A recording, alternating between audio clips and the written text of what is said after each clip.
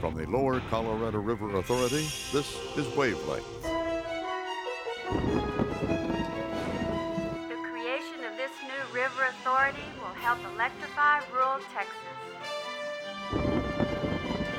And so today, we gather here to dedicate this mighty structure, the Cannondale. This has been a great organization for 70 years, and it's going to be a great organization for a long time to come.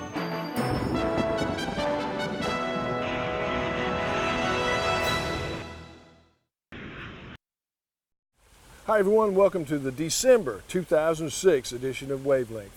I'd like to take this opportunity to introduce the newest member of our Wavelength team, Tara Rector. Tara's been with LCRA for 5 years now and has recently been promoted to manage employee communications here at LCRA. Well, thanks Richard, it's good to be here and I'm looking forward to this new opportunity. Now let's turn our attention upriver to the Marble Falls area. LCRA's Ferguson power plant sits on the banks of beautiful Lake LBJ, right in the middle of a major resort and retirement community, Horseshoe Bay. The natural gas-fired plant was originally designed for at least 4 generating units, but plans changed due to the fuel crisis in the 1970s, which also led to LCRA's construction of its coal-fired units in LaGrange. Ferguson's role in power production and how it is operated have also changed and evolved over the years.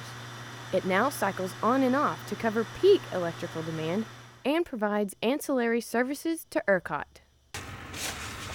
Over the years, plant employees have worked hard to be good neighbors.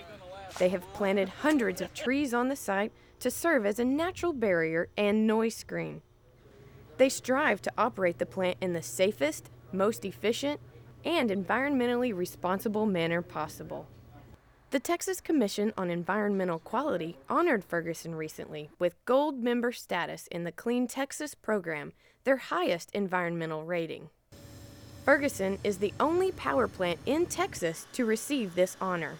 What I'm really satisfied with is the fact that environmental practices is totally integrated to the workforce. And it's not a us-them thing. It's all of us are together on that. Any program, no matter how well built, wouldn't be successful without the employees. And so really they should get the credit. 1,661,000. Safety has always been the top priority here at Ferguson. And on December 3rd, employees reached 19 years without a lost time accident.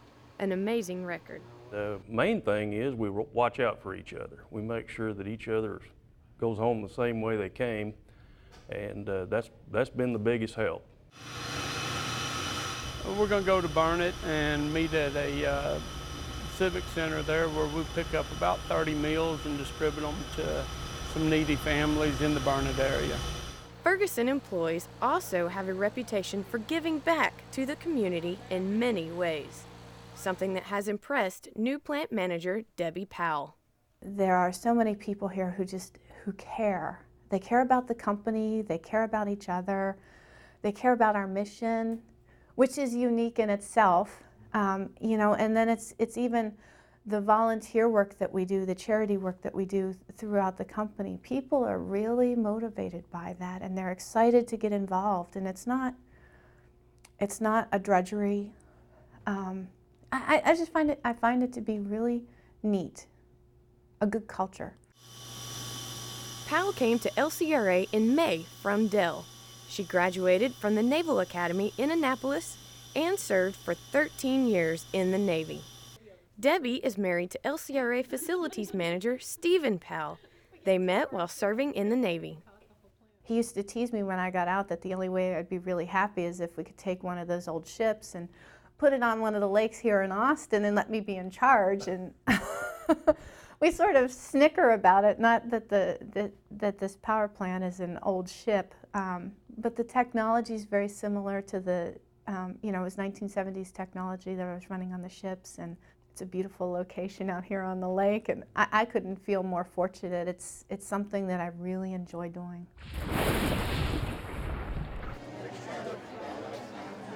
Hundreds of employees, retirees, and family members gathered at beautiful Riverbend Park in Smithville for the 2006 LCRA Veterans Recognition Day.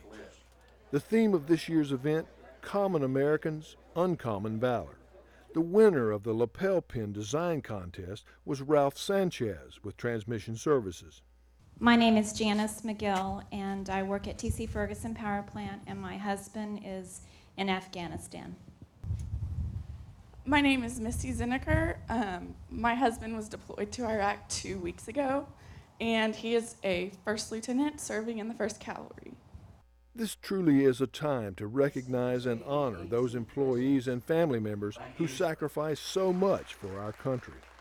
For almost a decade, LCRA has sponsored a Veterans Recognition Day program, and the purpose of this program is really a very simple one. It's an opportunity to take a break from our busy jobs and the routines to reflect upon the sacrifices that have been made by millions of Americans, including hundreds of LCRA employees, to protect our country and to safeguard the many privileges of being an American that most of the time we simply take for granted. LCRA was honored to have Commander Kirk Lippold, U.S. Navy, as guest speaker for the event. Commander Lippold was captain of the USS Cole when it was struck by a terrorist bomb in the port of Yemen on October 12, 2000. Ferguson plant manager Debbie Powell, who served 13 years in the Navy, was chief engineer on the Cole that fateful day. I think we've all served with leaders who, in good times, they are very good leaders. I have the honor of serving with Commander Lippold in very good times, but I have also served with him on some of the worst days of my life in the Navy. And I have the utmost respect for this man. He is a true leader. The Cole received extensive damage from the blast, and without tremendous effort and ingenuity from the crew, the ship could have sunk. 17 sailors were killed that day, and 40 were wounded. I remember looking at the XO, looking up that flag, stained with that dirty black water from the explosion. I looked over at Aiden, the lights coming on at twilight. I turned back to the XO and I said, XO, we're not going to hold colors. I want that flag to fly at full mast under lights as a symbol of our resolve that we are not going to let these terrorists deter us from our mission of defending freedom. This attack is not going to prevent us from doing what we must do. That flag will fly until every one of our shipmates is recovered out of the wreckage, and then we'll hold a ceremony and lower it. It would take us 8 days to recover all of our shipmates out of the wreckage of the ship. And on the 9th day, we held that memorial ceremony. Present home! Commander Lippold was very impressed with the turnout of employees for this special event. That they would take time to come here not just for the picnic, not just to hear the speeches and the ceremony, but to actually pay tribute to those that have served and to recognize their sacrifice and the sacrifice of their families as well for what they've done. It's a tremendous, tremendous honor to have come here and address them today, be with them and meet them and thank them for what they've done for us.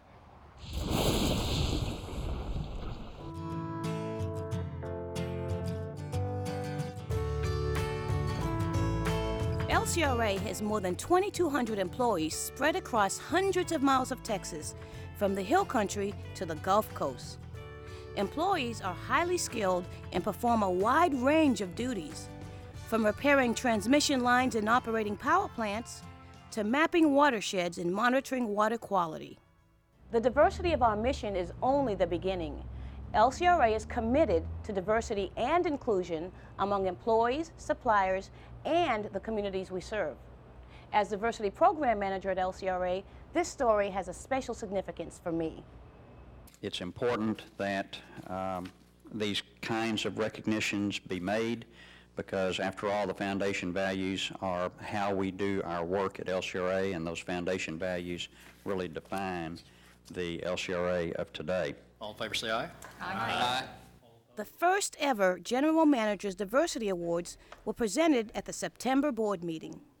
Dan Keene, Executive Manager of Wholesale Power Services, earned the Individual Award for supporting diversity and inclusion in the workplace. The key to it isn't assembling a bunch of different folks with skills, but is creating a workplace that encourages and fosters collaboration, respect for differences. It really promotes teamwork and creativity, and it really is about treating people with dignity and respect. So thank you very much. The Team Diversity Award was presented to the 62-member Fuel and Energy Risk Management Group. The team values individual differences and has adopted a strategy of inclusion and respect in every aspect of its day-to-day activities and decision-making. This group manages and controls all of LCRA's electrical generation, buys and sells power on the open market, and purchases fuel for all of the power plants. This team represents many countries, including Bangladesh, Canada, China, Iran, Ireland, Mexico, Sierra Leone, South Korea, Taiwan, and Texas. Working in this diverse group has really, I think, made me a better person, better employee, better manager. The perspective that I've gotten with regard to just dealing with people of different backgrounds and people whose first language may not be English, it has made me a better listener. People also have a diverse need for their life outside of work, and we recognize that, and a part of being an accommodating employer is to provide that type of flexibility. So we have to strike a balance. Employees often struggle to maintain the balance between the competing priorities of work and personal life. LCRA offers many programs and services to help. Everything from educational assistance to retirement planning, from teleworking and flexible schedules to legal assistance. It's another way to help develop an environment at LCRA that recognizes and values every employee.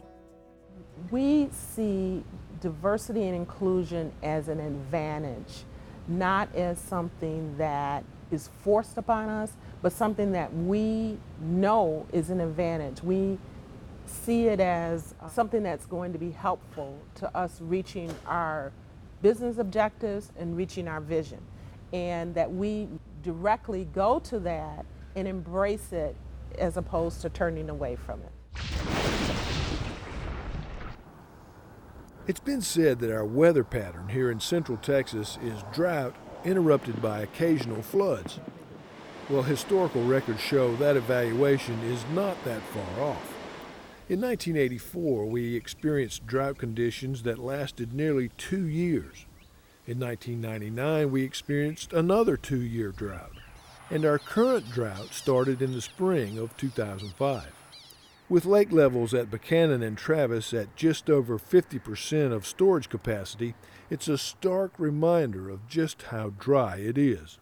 For many areas, this is about as bad as it has been ever since the drought of the 50s. This drought is starting to rival the drought period of the 50s just because of its intensity. It's certainly not because it's lasted as long as the drought of the 50s, but many areas are for the year and a half that we've been in this drought are running anywhere between 15 and sometimes 20 inches below normal. So that we have really seen some very dry conditions across the region. LCRA manages water supplies for cities, industries, and farmers using the Water Management Plan as a guide. This plan addresses everything from the probable maximum flood to the drought of record. Mark Jordan helps oversee this water plan, which is constantly updated to meet the changing needs of the entire river basin. You know, whether we have our lakes full or whether they're half empty, conservation needs to be practiced every day. It's a way of making the most efficient use of a limited water supply and stretching that water supply in times when we do experience drought. Our region has seen phenomenal growth over the last 10 to 20 years, and we expect the population to even double over the next 10 to 20, 30 years. So in order to make sure we can sustain that population growth and that demand for water, we've got to make sure that we're practicing water conservation on a day-to-day basis. Surface water from the Colorado River is the natural source of water for more than 1 million people in communities throughout the region. Experts say there are many simple ways all of us can save water without changing our lifestyle. I think that the very first step in conservation is just eliminating waste. If we can all eliminate wasted water in our yards and in our homes through repairing our irrigation systems and fixing indoor leaks, using the most efficient plumbing we can find, that's really all we need to do to meet our conservation goals at this time. Check for leaks in faucets, pipes, and toilets. One slow drip can waste 20 gallons of water daily. That's 7,000 gallons a year. Saving water during these winter months can also save you money all year long. That's because water utilities calculate your wastewater fee based on how much water you use in the winter. For more water-saving tips, visit us on the web at wateriq.org.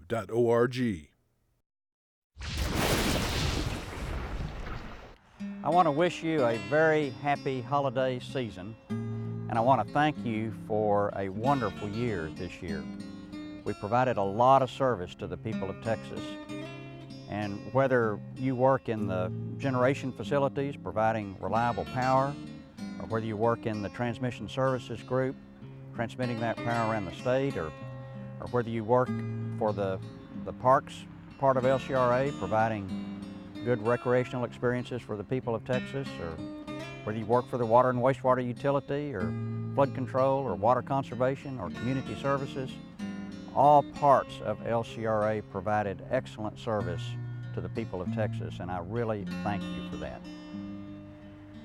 Also, during this holiday season, we need to remember that not all LCRA folks are going to be able to be with their families at Christmas or New Year's or the other holidays.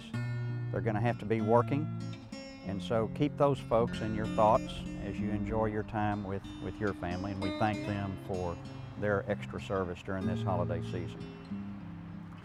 And finally, and most importantly, I think, I want to talk to you about safety. We lost a very fine employee, Malcolm Thomas, 2 days ago in a tragic truck-train accident down at Eagle Lake.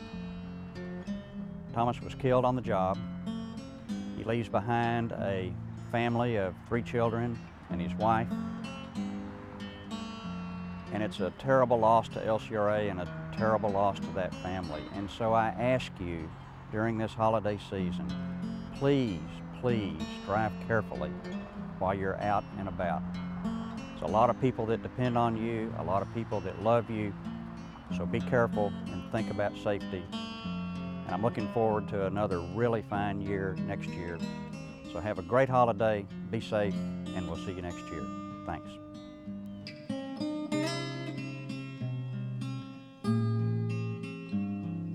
Well, that's it for this edition of Wavelength. We'll look forward to seeing you again next time.